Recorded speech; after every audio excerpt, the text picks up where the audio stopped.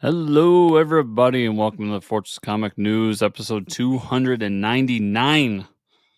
I'm one of your hosts, Chris, alongside my co-host here, Mike. What's up, Mike? Hey, almost there, almost at 300 Yeah, next next week. episode.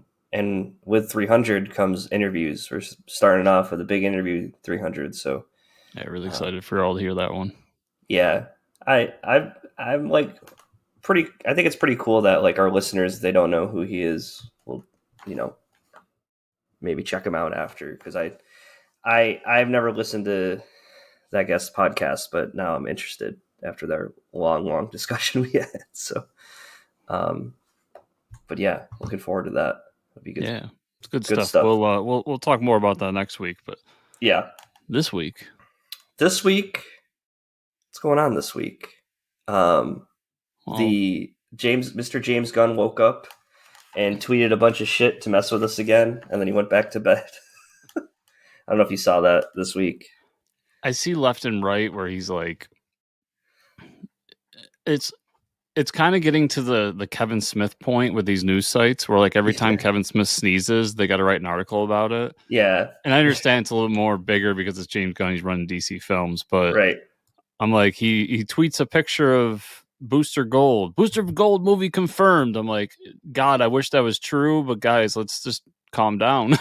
Dude, I hope if Booster Gold gets a movie, then I'm putting my 99-cent first appearance of Booster Gold on eBay. Get them while they're hot now, folks. I don't know how much it's probably gone up to maybe $5 a copy nowadays, That's but I think I got mine for $1. I was telling a friend of mine because for when I was I'm still trying to finish up my ROM Mm-hmm. collection, but when I was first getting it, I would just buy lots of ROM books, Yeah. and they always came with is. I stopped doing that because it was usually like, here's 1 through 30 assorted, or Mm-hmm. something like that. I think I have like 6 copies of ROM Space Knight #1. And I even bought one that's CGC graded because the guy wanted like $20 for it, and I'm like, Yeah. At all that right, point, it's like more to get it graded. yeah. It's like you paid more to get it graded than what you're giving him. So if they ever make a ROM the Space Knight movie, Mike, I'm taking you out for a steak dinner because Oh I'm hell probably yeah, gonna make let's some go. money. Let's go. And a baked potato. I always like I'm like at that point now where I see the price of like I see some people selling their full sets of Invincible for like 4 or 5 grand. And I only think it's gonna go up from there. But I have, like I'm I so have, close to having the whole set. yeah, I have like Invincible saved under both my eBay and Macari. Is like when new stuff pops up, see what's going on. Yeah. Because I would like to finish it one day, but ever since the cartoon, like even like menial issues, I like know. random issues are just like $300, and I'm like, Oh yeah. okay. So I'm probably gonna have to wait until this cartoon dies down before I start buying Yeah. issues again. And then 10 years later when they do a live action film. Uh yeah, I'm at that point now where I'm kicking myself because the like last few issues I probably could have gotten. I have like I almost have all of the whole run, and some of the issues there's like a couple I'm missing between 1 and 20, and they're not like it's not like issue 1 or 2. 1 and 2 are obviously the most expensive. I have those issues, but issue like it's like something random like 9 or 12, and you're right, those go for like Yeah. $200 or $300, and I'm like, son of a bitch, why did I wait so long? You Yeah. know?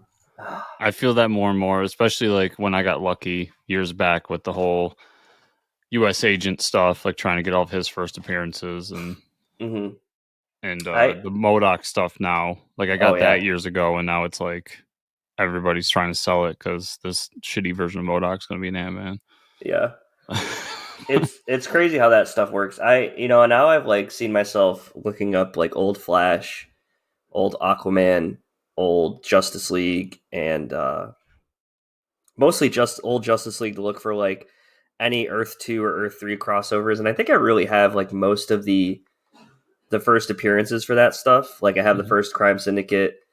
The only issue I don't have is where they're all sitting around the table and like the puff of smoke is coming out and you see like Earth 2 above them, that Mhm. like iconic cover. And I think that one's so expensive just because it's so iconic, with the first appearances. But I've been going back through like Aquaman and Flash, and I'm just like want to buy some of the funny covers, the like ridiculous ones. Those old And Aquaman covers are amazing. yeah, dude. And I didn't realize this. Like when the Aquaman. Do you remember it was like last year they came out with the Aquaman like anthology where like Stephanie Phillips wrote a story, and there was like I think she was the one that wrote the story about the Aquaman that like the Hulk Aquaman. I can't remember his name, but I was like flipping through old issues. Like he's basically Aquaman, but he's like super huge, like Hmm. Solomon Grundy huge, and he's like a villain. And I found an issue where he's on the cover, and it's like his first appearance, and I was like, holy shit, like I need to buy this. And it like a lot of it's not that expensive. It's just like hilarious. Yeah. Because like I think they put more thought into it for the anthology, but at the time they're just like, okay, make a big Aquaman. The Hulk is really popular. Let's we need people to read Aquaman. I think in the near future, the next like set I'm gonna go for. It's like I'm still trying to finish my ROM set, and I've like Yeah, kind of put a hold on a lot of this because trying to buy a house and do all this adult right, stuff. right, exactly, same.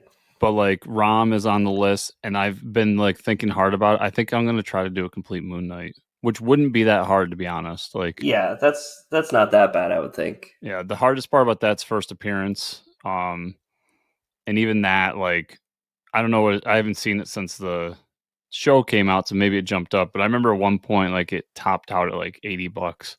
Oh wow, yeah, that's not bad. Yeah, I'm surprised some of the things I found for like under $100.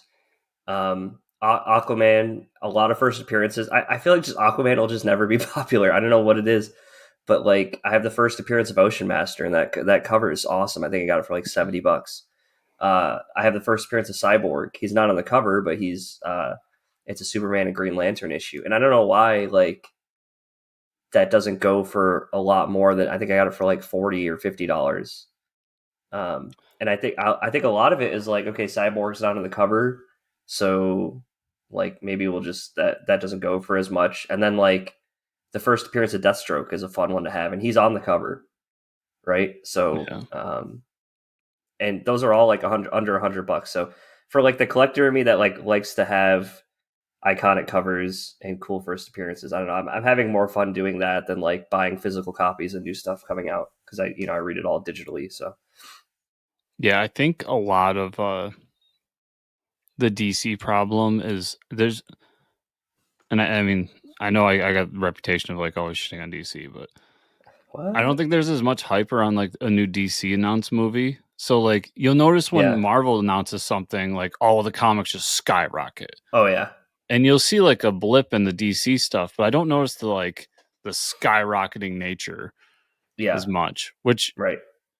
hopefully that changes. I mean, not hopefully.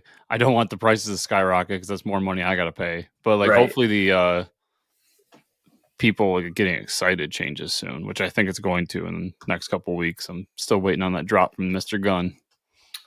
Yeah. Yeah. And the tweet he said, I don't know, I have it right up in front of me, but it was something like, just wrote 100 pages of a secret DC project script. Yeah.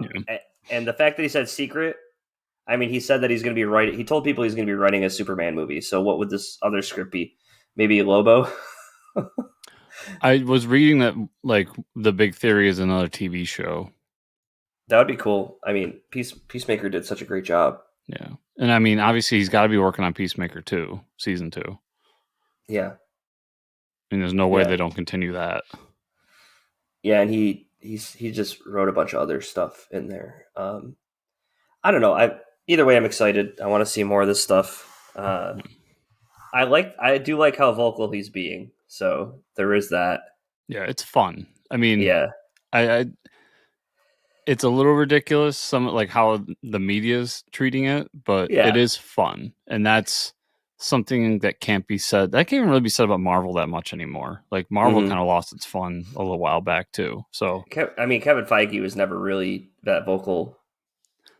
no, but when Gunn was involved with Oh yeah, Marvel more, yeah. there he did seem to influence some of that fun. And I do feel like prior to Endgame, like we had more fun with some of the I stuff. I would agree with that. And it was like ever since he got fired, it was almost like when Marvel had the time to like sit there and go like, oh, James Gunn's doing a great job. Everybody's doing a great job. Let's go look for some old James Gunn tweets. Yeah. Then okay, fire him. And then DC's like, well, this guy is amazing. We're gonna hire him. And they're like, shit. Okay, you can come do Guardians 3, and then you gotta go. Like, Yeah, that whole situation. I think I think DC is kind of wrecking. It's almost like DC stolen the fun. Yeah. Yeah, it's pretty interesting. You're seeing so like, and you keep a lot of behind the scenes stuff on Marvel, like you watch, or not, sorry, DC. You watch DC, a yeah, lot yeah, of that, yeah, and I'm the same with Marvel. And you're starting to see rumbles at like behind the scenes at Marvel where they yeah, kind of understand that this latest phase has not been good, yeah. and that while there's good things in it, Uh huh. they just are recognizing like, oh shit, like we're dropping the ball. So if that's true, and I hope it is, that's a good thing for all of us because strong Marvel Studios is good for everybody. Yeah. Um, just like a strong DC Studios will be good for everybody. So yeah, Yep. I'm hoping Marvel figures some of that out as well. Be like, okay, what were we doing back then? Specifically, what was Gunn doing back then that added like spark in what we were doing? Yeah, and I think like I did just see the recent tweet. Oh my god, I'm blanking on the name. He wrote a lot of the She-Hulk comics. Uh, Dan Slott. Dan Slott. He came out and talked like shouted at the fans that were like, "Oh, She-Hulk isn't written like the comics, blah blah blah." And Dan Slott is basically like this show is exactly how I wrote She-Hulk. And like that being said, maybe we should start looking elsewhere and being like Marvel. Like even though the She-Hulk show was comic accurate or not, like I didn't watch it. Whatever. I know people that enjoyed it. I know people that didn't. Maybe we should just focus on other characters, Th- like Peacemaker. The show Peacemaker compared to She-Hulk, I feel like She-Hulk was not like a leap or bound or like taking a risk. Where like Peacemaker definitely was. She-Hulk was just like the same old thing with a character that not a lot of people really cared about. Like there's other interesting characters you could have shows about, but it's I don't know. here's what I always say: people want to bitch about comic accuracy need to shut Yeah, up yeah, that's because true. Peacemaker is one of the best comic book shows ever, Yeah, and it's the least comic accurate yeah, thing I've ever nothing watched. like. But that's what I'm saying. I think they're just complaining because they wanted something better from it or I think something I'm gonna go else. on a limb here real quick, Uh huh. but this is truly how I feel. So first, She-Hulk being accurate to the comic. I Yeah. mean, I'm sorry everybody, like She-Hulk's not a popular character. Right. Like not even in She. comic world. Yeah. She never was. Like. I mean. Like she does good on her own. Like she has enough to sustain a fan base. Right. But like she does good. Yeah. I do a part of me does feel that they're so precious with some of these characters, She-Hulk in particular, because it is a female character. Mm-hmm. And I'm not like going on some like, oh, the woke people bullshit. I'm not about that.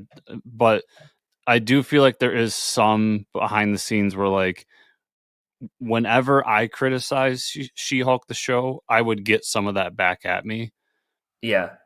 And it's But like, then, can it I just be mean, not good because it's not good, not because right. I'm a sexist, which I don't Or feel like I am. you don't want to see the character. I mean, I don't Yeah, particularly want to see like on the same token, I don't want to see a Catwoman show, but also I don't want to see like a Midnighter show, or I don't really care to see like a Robin show. There's like all these singular characters that I don't think are like a Booster Gold show.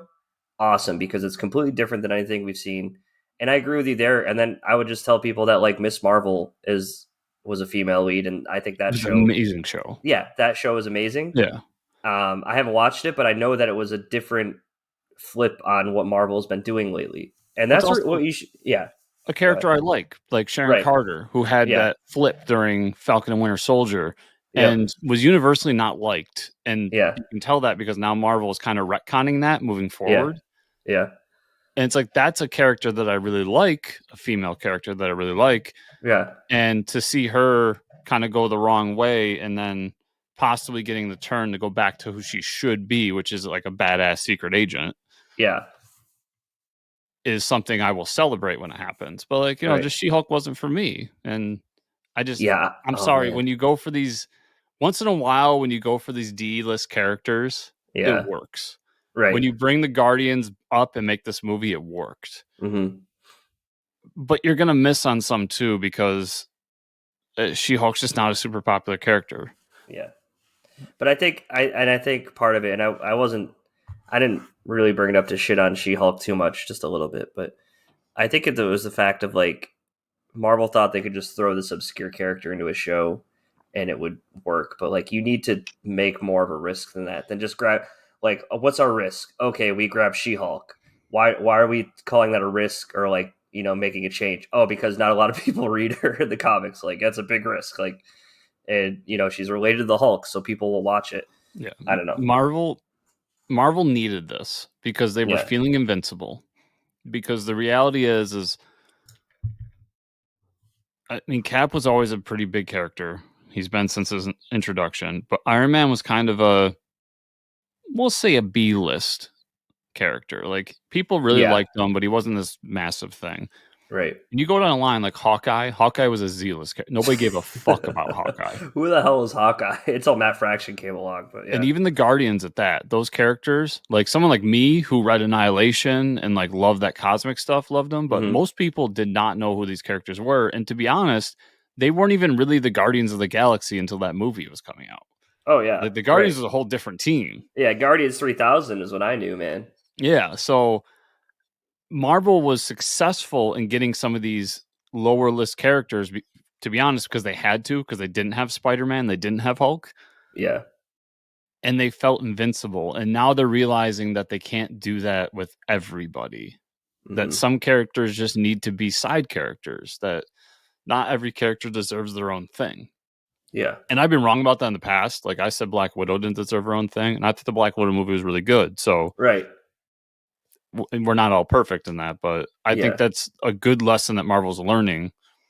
And I hope that DC's watching too, so that we don't get, I mean, I'm not the biggest DC historian, but named Z-list character that shouldn't get his own movie. mean, the way they did Black Widow was right though, because like, Black Widow isn't the strongest character on her own, but then like you surround her with like her sister's character and Red, what is his name? Red Guardian. Red Guardian. You do that whole storyline, which is like, this is stuff you shouldn't try to jam into an Avengers movie like, we did with the Justice League movie. Add every side story you can, and like you tell that story, and that's what makes it interesting. Yeah. Anyways, but yeah, I can't even remember what's the next Marvel movie coming out. Ant-Man, Quantumanium, yeah. Yeah, so we'll see. That's really where we get excited for that. Talk about a Z-list character. Yeah. Yeah. And that's where we get the big bad on the big screen for the first time. Right? Yes, big screen, yeah. So we had him on the small screen. Yeah. I think a lot of people who don't watch the shows, I would assume most people going in the movie have seen the show, but yeah. So real quick before we jump in the news, because we're both big like Rick and Morty fans. Have you played that game High on Life yet? I have not. I know you talked about it a little bit one episode, but I heard it's funny as hell. I beat it this week. You'll really like it. Yeah. So my real quick review of it is like, it's not the greatest game in the world. Mm-hmm. It's a very like simple first person shooter. Yeah. Run to an area, bunch of monsters appear, shoot them, move on to the next area. And then at the end of each level, there's a boss fight. But if you're a Rick and Morty fan, specifically a Roland fan, you'll love the game because it's all his humor. And obviously, like the first gun you get is Morty, the voice and everything. And he does all the voices, right? Of everything. He does in the game? most of the voices. I think some of them are different actors. Okay. But like, and the story is actually like fairly deep in what it's trying to tell, which is really cool too. But like one of my favorite worlds you go to is like it's a Care Bear world. Okay. And they're just constantly like, every time you go there, they're being enslaved by a new part of this like mob group you're trying to take down. That's amazing. Yeah. And like there's one point where it just looks like a horror movie because like one of the Care Bears is like ripped in half and like dragged across and everything. That's awesome. It's weird and funny. And yeah, so if you're a Rick and Morty fan, you're a video game fan, check that game out. I enjoyed my time with it, and it's like 6-8 hour long, Yeah. If I can play it on the Steam Deck, I'll probably get it because that's what I've been doing. It's on PC. I know that. Yeah. A lot of games have been really good on optimized for Steam Deck. So, Yeah, I guess we'll just hop into the news. But yeah, I will play that game. I'm just waiting for it to go on sale because I bought a lot of games on the Christmas sale. Yeah, I bought the entire. So I got my new computer, so I can now like Uh-huh. play games on it. Oh, nice. I downloaded Civ 6 again Oh, okay. because I love Civilization. Just every Never once in a played while, I it. jump in, play Yeah, with it, and I downloaded the entire Age of Empires series. nice. So I am so bad at Age. That's the one game I want to be good at, and I'm not, and I just want to be so bad, and I just I'm I'm awful playing those games online. Like I used to yeah. play StarCraft online when I was younger all the Uh time, huh. and I was decent back then. But now, like you watch these pros, and it's like Yeah. I might as well be a child. But Yeah. Exactly. I love playing the RTSs are one of my favorite types of games, and it's like the only thing I can only play on a computer. Yeah. True. Yeah. Yeah. And I found out Um. recently that they made a Dune RTS. Oh, So now I got that on the list. Like, gotta check nice. that out. All right, we'll talk about a little bit of news today, everybody. TV news. This is pretty interesting because Steve Amell announced that he's returning to the Arrowverse for the final season of The Flash. Um, I almost feel like I'm gonna watch this final season. Like, just go in not watching anything before. uh, and I also saw that I can't remember the guy's name, the actor, but John Diggle's character is coming back too. That's cool. Yeah, It's even though like Flash kind of outshined everything, yeah. it's still in my like it's Stephen Amell's universe. Like Oh yeah, he's the for only sure. reason any of this exists. He started it all. Yeah. So to see him come back and like kind of reprise that role for one final time is really cool. Mm-hmm. Um, it won't get me to watch it, but because that Yeah, show ended at Crisis, yeah, it but did. I wonder how they're gonna do it. Are they gonna bring him back as like a Force ghost? he died in Crisis, right? Yeah, he died. That's what I don't get. Yeah, I don't know. Maybe Flash goes back in time and brings him forward. I don't know. That, And didn't John Diggle's character? He found like a Green Lantern ring at the end of all that. I'm yeah, and pretty like sure. disappeared, and then they never talked Yeah, about it. Well, I don't know if they talked about it dude, again, is but he coming back as Green Lantern? That would be sick. that would be the best way to do it. Just he comes Yeah, back and is a John Stewart or yeah, whatever version they're going to give him. But that'd be the way to um, kind of bring that full circle without having to really do it. yeah. I don't know. I want. Yeah. They need to pull out all the stops for this final season. Like this is the end of the Arrowverse. Mm-hmm. People love this show as wacky as it's been. And Yeah. as much as we make fun of it, like I know a lot of people love this show. Right. So I'm happy that they're doing something special to end it. And bringing Stephen Amell was definitely needed to be a part of it. Yeah, and I remember like my most favorite time of watching Arrow and the Flash is when they did like the Dark Knight Return or Dark Knight Strikes Back Green Arrow with Mm-hmm. like the one arm and the beard. I thought that shit was awesome. Yeah. Uh yeah, so they've done some really cool stuff, and I'm sure Pat's Flash Facts will come back and help us out with what's been going on in the show. Yeah, they did. My favorite moment outside of the fact that they had to always do like a musical episode, but when they Yeah. did the crossovers, especially when they did the everybody's a Nazi crossover, Yeah. That was wild. Earth X or something like that. Yeah. That was so much fun to kind of flip everybody Yeah. and That was do cool. that. I really enjoyed that one. Yeah. Man, they really did a lot of crazy stuff. Um okay, there's not a whole lot of TV movie news other than, and everybody knows I'm a big Evil Dead fan. Uh, this isn't really. I guess there's Evil Dead comics now. We could say it's kind of comic book related. We all knew Sam Raimi and Bruce Campbell were working on a new uh, installation reboot, I guess, of Evil Dead called Evil Dead Rise. I don't believe it's related to the last film that came out, the newer one, or I'll say this: the only connection I've ever seen between all these different movies was the Necronomicon. So, the trailer dropped, Chris watched it before we recorded today, and the look of disgust on his face probably tells me he won't be watching it anytime soon. It's very unsettling. So they definitely like upped the gore. I didn't know you could like up the gore from the last movies, but they did it. And there's just a few scenes in the trailer, like the person getting scalped, the cheese grater scene on the leg, the person swallowing glass. Those things are very uncomfortable. Yeah. I will say, like, crazy, disgusting horror aside, it does seem like they kept the Sam Raimi angles of like the original, where it's like wacky, like pan-ins and like weird, like you put like the camera in the corner of the room. You know what I mean? I think that's it had like the feel of like the original, um, and obviously there's tons and tons of blood. I think that when they did that first reboot, I think they used something like 20,000 gallons of fake blood. I don't know if you watched it, but the end scene where like it's raining blood at the end of the movie, and it's like they used like so many thousands of gallons of fake blood for that scene. Did Slayer just start playing when it was happening? I can't remember. I want to say that it did, but that was like the scene where she like rips her arm off and then grabs the chainsaw. This trailer does end with her holding a chainsaw.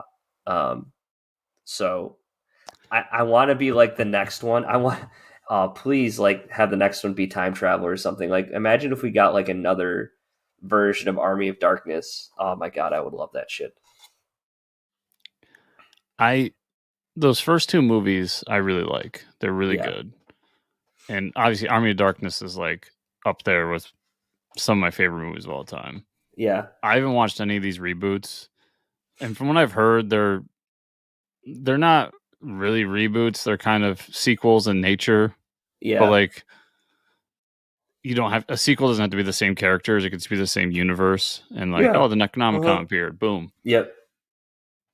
Yeah, as I'm watching it, I'm like, okay, all the things you're saying about the cameras, like the Raimi Yeah. like Yep. Yep. aspect of it, and I'm kind of sitting there, I'm like, okay, without the Raiminess of it and the Necronomicon, it's just it's an Exorcist movie.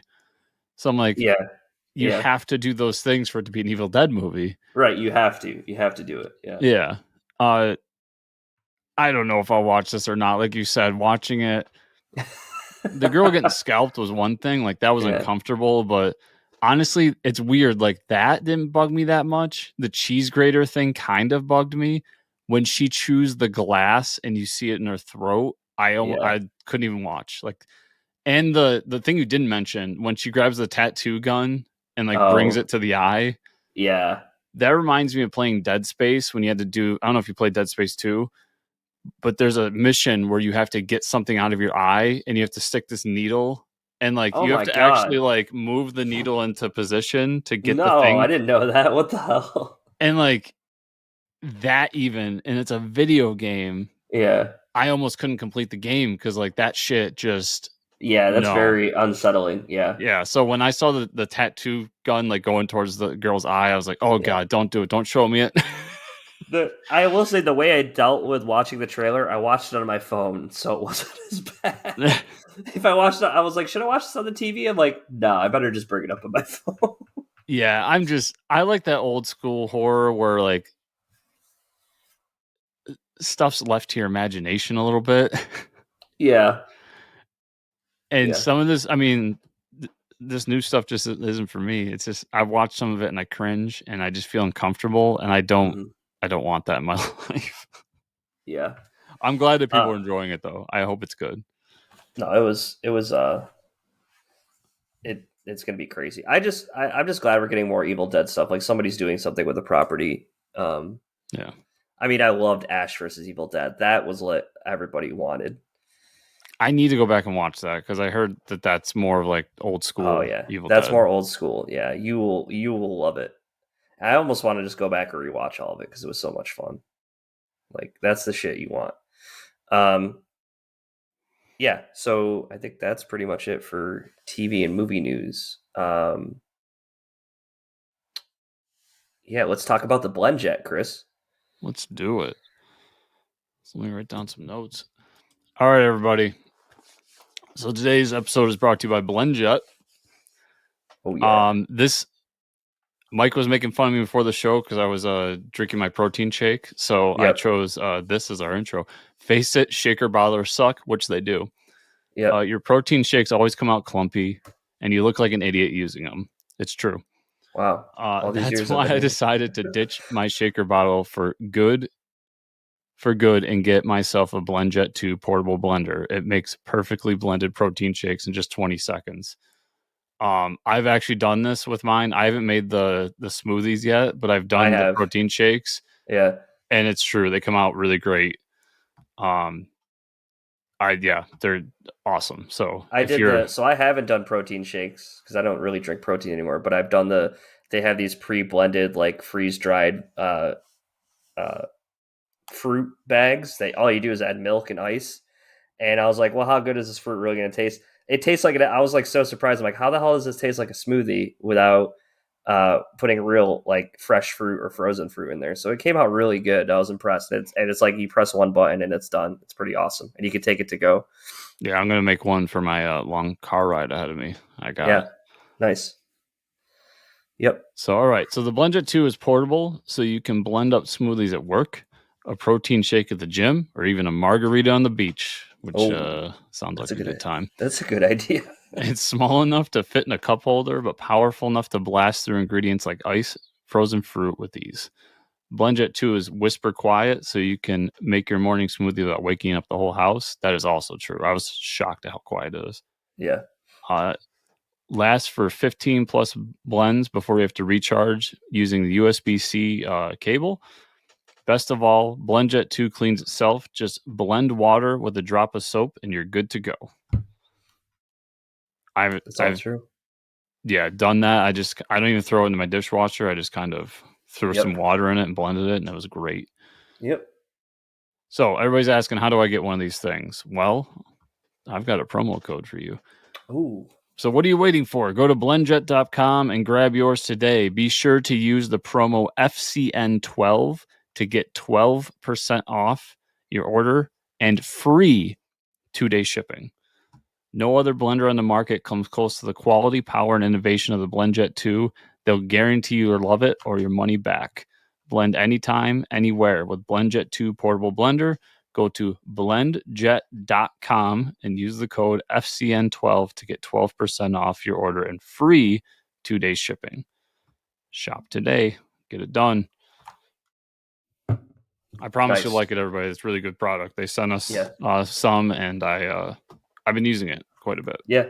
I've even been telling people about it because it was awesome. Yeah. Yeah. And the cool like designs you can get. There's some Disney ones on there and stuff.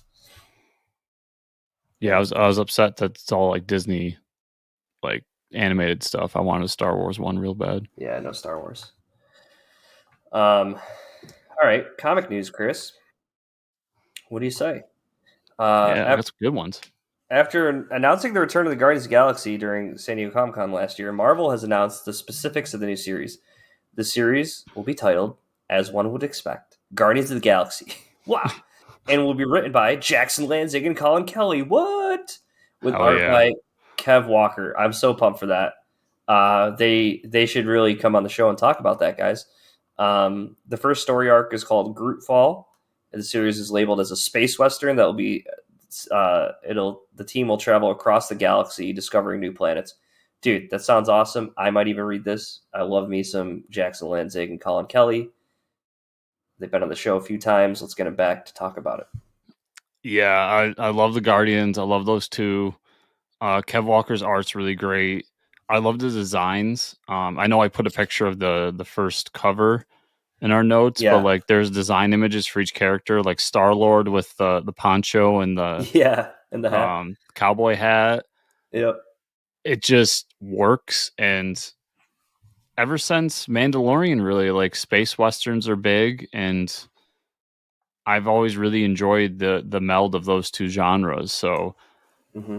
I'm excited. I'm really excited for this. I think it's gonna be good Yep. stuff. And also, just to remind everybody from the awards show, like I put those two on my top 5 writers. We're gonna talk about Captain America later, but what they're doing in Cap is really great. So my worry with that series was, can they do an ongoing series, because they've always done limited runs, Yep. and Yeah. 11 issues in, I think, and I can confirm I'm pretty positive they can do an ongoing series pretty well. So Awesome. That's awesome. Yeah, yeah, I can't wait. I'll probably read this. I love yeah, I'm Guardians. I love those guys. really excited. Yeah, this is pretty interesting. It was announced this week.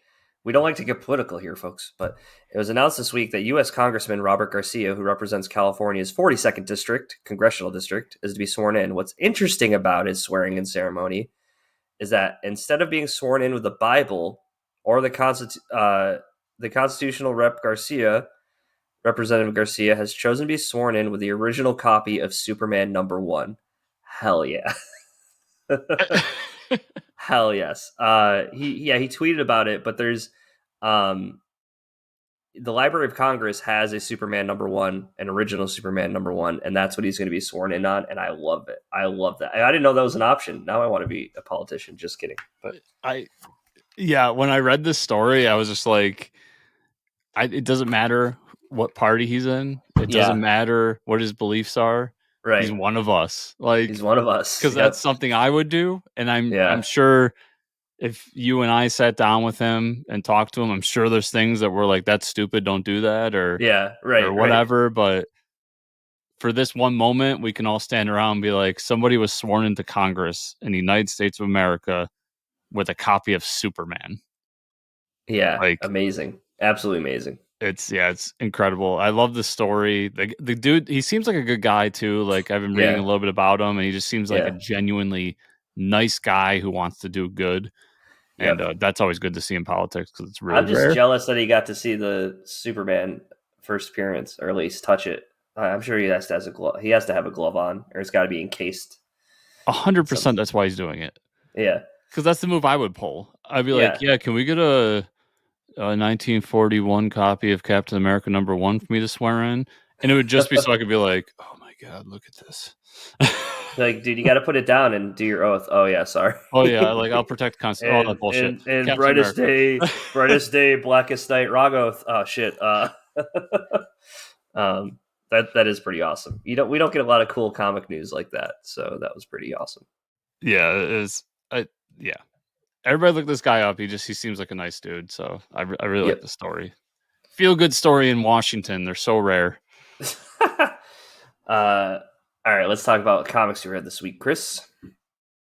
All right.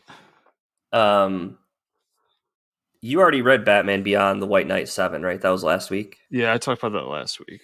Okay. Yeah.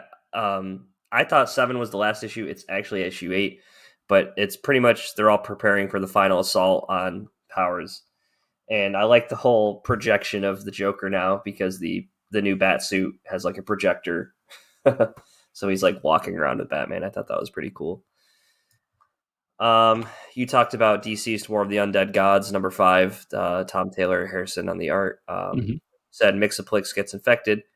I think the interesting part is Mixoplex is going to fight Spectre though, because he just restored like the Green Lantern Corps that got killed, so that was cool.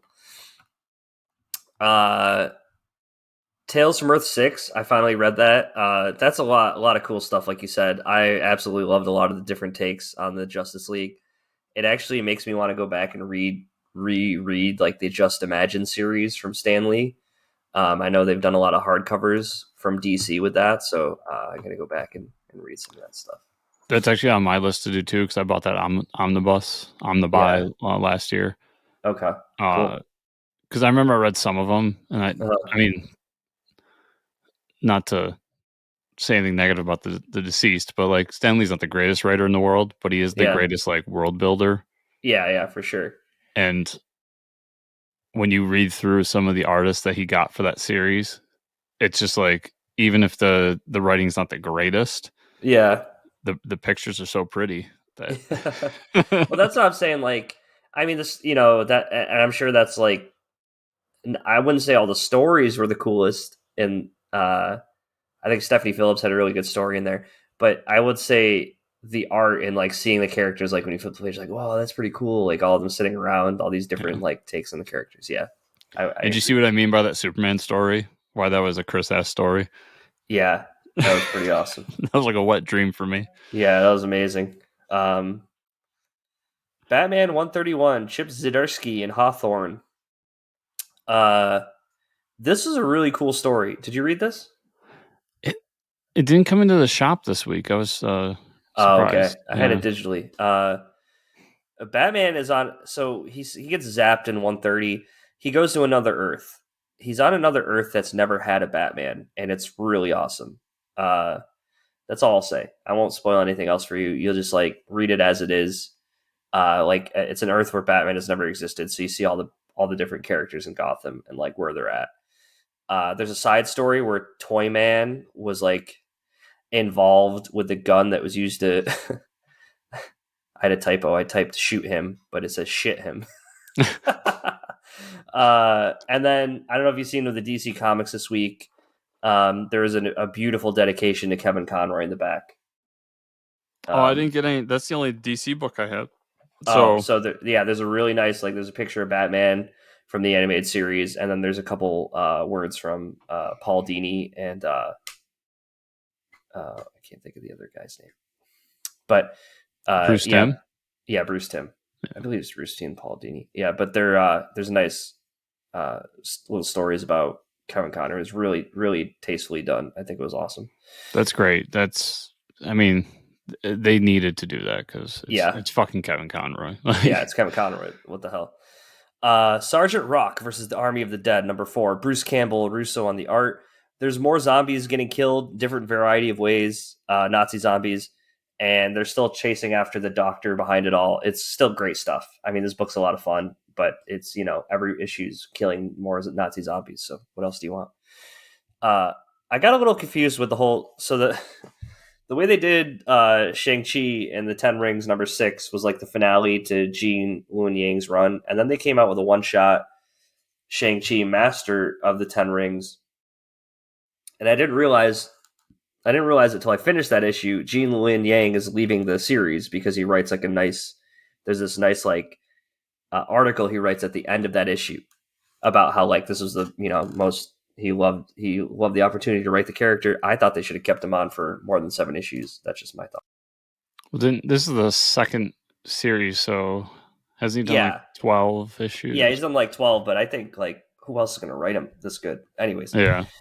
I thought so issue 6 was a good finale. He gets the rings, wins the tournament, and then the one shot was like an issue where Shang travels back in time and interacts with his father when he's younger. He comes back and he like to Earth. He meets his father when he was a good person, not when he was like evil and like, he ends up getting killed. But he comes back, he gets his girlfriend back, and that's kind of where like Gene, I think they were like, Gene, you got to put it in a better spot than issue 6. Like, we know he got the rings, but like, what about all these other things? Like, his father, he needs some reconciliation there, and then he wants to get his girlfriend back. So they kind of wrap that up. I'll be sad to see Gene leave. I mean, we still get Gene over at Monkey Prince, so who really wins? So the rumor mill right now, everybody trying Yeah. to figure out who's going to write Avengers. Ooh. The rumor mill is after that issue that Gene's going to write it. Oh. And that Shang-Chi's going to join the team. Oh. Yeah. Which, I mean, I'm not a big Shang-Chi fan, so that's why I didn't read this. Yeah. But for the most part, when I see Gene's name on something, I check it out. I mean, it's Avengers, so I'm going to check it out anyways. But right. I would be stoked to see him get that opportunity because I think he's a really great writer. Yeah, he is. And I could, when it comes to Marvel and DC at that, but when it comes to these characters I don't really care that much about, like a Shang-Chi or Shang-Chi, whatever it is, when they're part of a team, I can usually stomach them a little bit more. Like, I don't mind Deadpool when he's a part of a team, like when he's a part of the big universe crossover, and that's saying a lot because I can't stand Deadpool. So Shang-Chi is someone I'm like, I don't dislike, but just not my style. Him being a part of the Avengers could be kind of cool and like do something different with the team. So cool. Yeah, that's the rumor going around right now. Radiant Pink number 2, Camarena and Flores. Are you reading this? Yes, I didn't get to it though. Okay. This is like a montage of the first issue where they traveled to other worlds. They keep finding they trying to get back to Earth. They keep going to other worlds. And then the girl that she's with, that the hero is with, has to use her powers to save them, and it reveals that she's not who she says she is, and she could be bad. But I think they still like are falling in love with each other or something. So something else might come out of it. This issue is pretty interesting. Ultraman: Mystery of the Ultraseven by Kyle Higgins and Groom on the art. I love the art of this book. Handling drawing kaijus and people. So they form a team after all the fighting. The fighting's been going on for like 7 issues. After the dust settles, so now we have 2 Ultramans that are working together, and now we have an Ultraman mech suit that's like a Megazord that this like private team has like come together, and they're all working together. There's a large event coming to this world that's kind of like linked to all the kaijus, like what brings the kaijus to the planet, and that's going to like destroy the planet. It's destroyed other worlds. And it kind of like wraps up there, like, okay, they're going to prepare for that. But the next issue, they just tease the cover, and the Avengers are on the cover. So, and we know this is being published by Marvel. I don't know if it's ever happened before, Ultraman, and I don't know if it's just a variant, but I don't know why you would tease that cover if it was a variant of like Spider-Man, Miss Marvel on the cover, like with Ultraman. So I was shocked to see that. It could still be a variant, but I believe next month is the Planet of the Apes variants. Oh, so maybe they are crossing over. Yeah, that'd be sick. I mean, Marvel does multiple variants. That's how they make their money. Yeah, but I don't usually like it's like next issue, and it was. I don't even think it was a variant. I think you usually saw the main cover, so it could be crossing over the Avengers.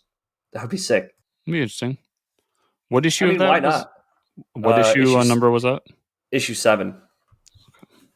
Yep. Chris is like, oh shit, I gotta start reading this now. The Avengers are in it.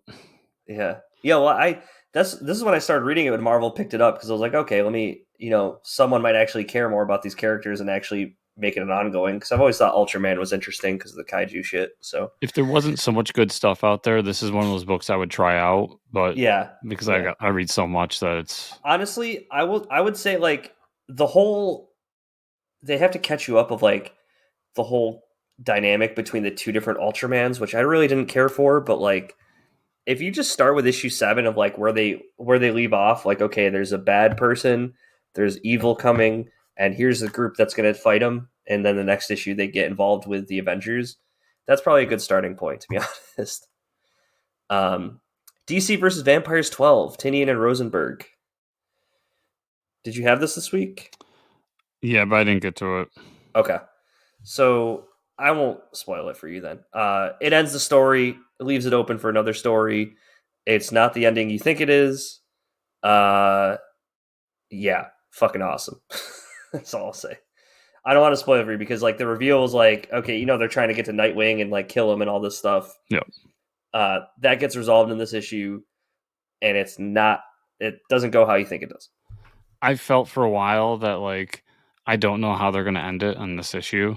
I'm glad they ended it the way they did. I thought it was really cool. Yeah, because I thought like things were still kind of moving along, and I was worried that the last issue was going to be like rush, kill Nightwing, move on. The way they ended it, I was like, damn, okay, that was way cooler than like the generic ending that we all thought would happen.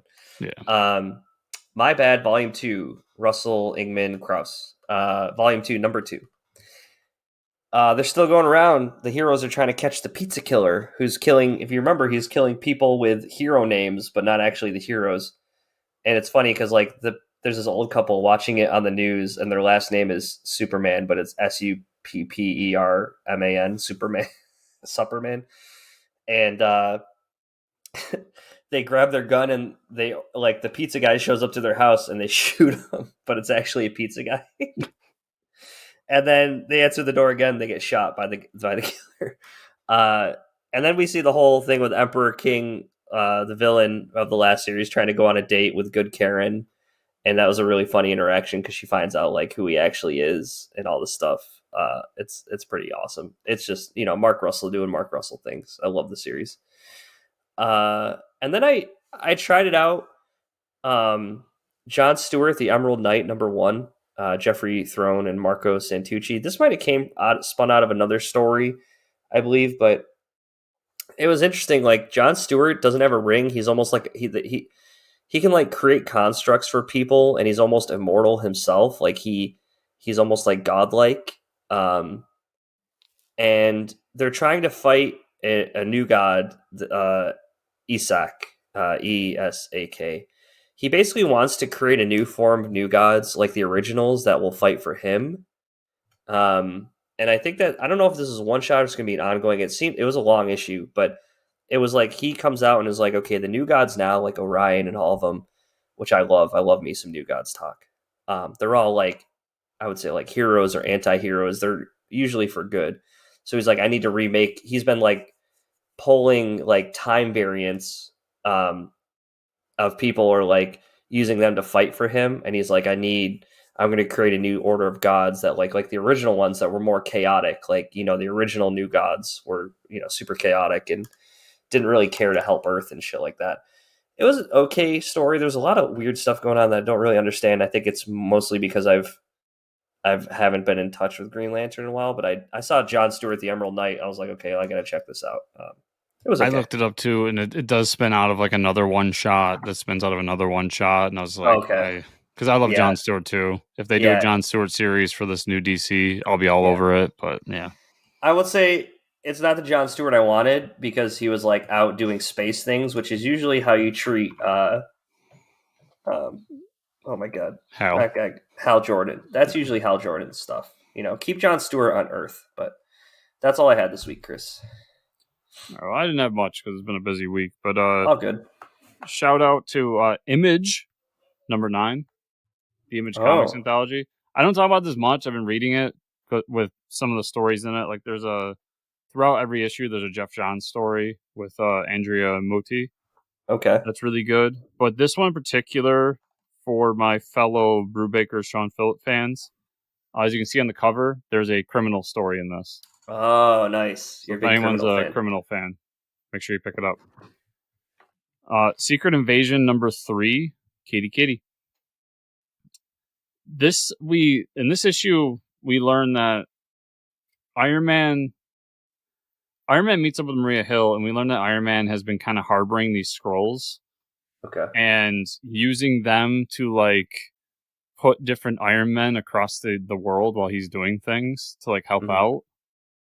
And Maria's not having it because there's a whole conversation in here about Iron Man like overcoming prejudice against the squirrels, and it's very ham-fisted, but it works for Mhm. the story. And it ends with Maria like them being like, "Yeah, Maria, like we want to work with you. We don't like uh the Secret Invasion either," because we learned that the Secret Invasion is like it's kind of the age old story that we hear like in our world today. Like we talk about the Chinese government versus the Chinese people kind Yep. of thing. You know what I'm talking about? Yeah. Right. They do that in here, but it's like the scroll people versus the scroll military industrial complex. Okay. And Tony gives a whole speech, and Maria's just not having it. So it ends with her just shooting at something, and Oh. obviously we don't know what that is, but pretty clear that it was scrolls. Oh boy. Avengers #64. This was just a big throwdown issue between the Avengers and the Avengers Million BC and the Masters of the Multiversal Masters of Evil, Okay. going back and forth. Really great, just like superhero punchy stuff. Like there's some great moments in here where like Black Skull, who's Red Skull that has the Venom symbiote, they find a way to get the symbiote off of him, and the symbiote retreats and then takes over Kid Thanos. So then we get Thanos Venom and Okay. like shit like that. It's Cool. awesome, just action packed wackiness. And then as the Avengers feel like they're about to win and they're like kind of half celebrating the victory, we cut to a different dimension because the Doctor Doom, who is the Sorcerer Supreme Doctor Doom of that multiverse, isn't in the fight anywhere, and everybody's kind of like, we won, but like, where's Doom? Yeah. And we find out that Doom has been basically used the other Masters of Evil as pawns, and he's summoned all the Dooms across the multiverse. Oh boy. and it just ends with a giant room full of different Doctor Dooms, including Doom, the Living Planet.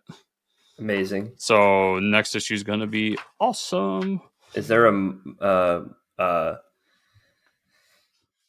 the what's the guy with the face, the floating face? MODOK Doom?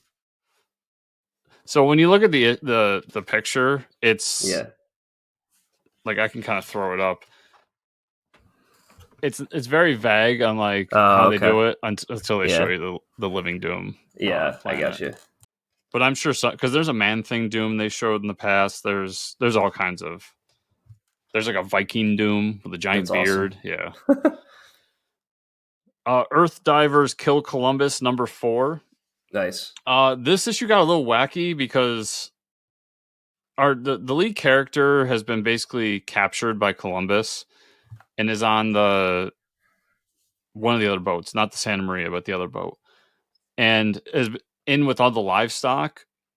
And then like he just starts talking to a goat, which I'm just reading. I'm like, this is really confusing. I'm not sure if like the goat can actually talk or it wasn't explained very well. Okay. But it does seem like them messing with the timeline has been done before, and they're kind of hinting at this time travel trope of like you can't, even if you go back in time, you can't change the timeline. So Okay. what happens is inevitable, basically. Interesting. While in the quote unquote present, which is our future, his friends are looking for a history book to see if he was successful in his mission, Mm. and run into this boy who, even though they don't directly say it, I'm pretty sure is the little boy that the lead character killed in the first issue. So Mm. it seems like when he killed him, he sent him forward into time. So there's a lot of like weird time travel shit going on. And we're Interesting. not quite sure. But it's been an interesting story so far. I was wondering how they were going to get 8 issues out of a guy going back in time and killing Christopher Columbus, but Yeah. I see they're going with wacky time travel stuff. Yeah. Of course. Planet Hulk Worldbreaker #3. So they find Jen, She-Hulk, and she decides to go help them. They fight, and then Korg shows up, and they fight a giant cockroach thing. Okay. But when Jen decides to help, because she doesn't like that people are being the floating city that she was powering, the promise she made is that she would power it as long as they were willing to take in the refugees, like the Hulk people refugees. Mm-hmm. And she finds out that they stopped doing that because they ran out of room. So she says, fuck you, gets off the machine, and the city drops down into the ocean. It's just a floating island now, which kind of puts them at risk. So they decide to go off and help save this little kid. And in the process, just like run into the person who's basically in charge trying to eradicate all the Hulk children. Mm-hmm. And you just get you get a giant speech that just sounds like any bigoted dictator in the world, like they must be exterminated kind of thing. Yep. And they just look at her and they're like, you understand that what you're doing right now, that Banner can hear you and you're going to summon the Worldbreaker. And she just ends with, yes, I'm counting on it. And it ends with Banner just covered, like surrounded by lava, like kind of turning somewhat green. So I get a feeling that Hulk's going to show up soon and start Huh. smashing. Then my last issue was Captain America Sentinel of Liberty #8. So I was wrong on the issue number. Okay. But basically, so in the last issue, like we had a time jump, which was like only 5 days, but Cap and all the Secret Avengers lost 5 days of their lives while a portion of New York City was taken over by AIM. And in this issue, he summons Emma Frost to find the fragments in the memory to see what happens. And long story short, we found out that MODOK's behind the whole thing, which was awesome. And once they learn that, we kind of get a glimpse of what's going on in New York City. And AIM is going building the building, trying to find Steve. And they even go into his apartment, like burn it to the ground. And we get kind of a glimpse of all of his neighbors being captured and all this stuff. So, Oh boy. some crazy stuff's happening. But what was really cool for someone like me was they made it so AIM made it so that superheroes can no longer enter New York City. Okay. And they got rid of most of them. So they're trying to come up with a plan on how they're going to invade New York City and take it back. And Steve's last words are like, well, they said that superheroes couldn't get in New York City. They didn't say anything about invaders. And then there's just like a cloud in the background with Namor and Human Torch. And I was just like, oh cool. Yes. Nice. Awesome. Give me more invaders all the time. Yeah. So dude, Lanzig and Kelly just killing it. So yeah, we definitely got to get them back on and talk about some stuff because I've been loving this Captain America run. Yeah, that'd be awesome. But Mike, that was everything I had this week. So where can people find you on the internet? You can find me at Fortress Ricker on Twitter. Where can they find you and or the show? You can find me at Fortress Chris on Twitter, and you can find the show at Fortress Comics _ on Twitter. Also, FortressComicNews.com. Remember, everybody, to like, subscribe, share, comment down below on the YouTube version of this if you're watching that on YouTube, and to give us a 5-star review on whatever podcast you use, whether it's Apple iTunes, Spotify, whatever. And if you want to go the extra mile, there's multiple ways you can do it. You can go to patreon.com/fortresscomics and check out that. You can go into the show notes, check out the affiliate links for all the stuff there, and you can support the sponsors that we talk about here on the show as well. So everybody, thank you so much for watching or listening this week, and we will see you all here next week for number 300.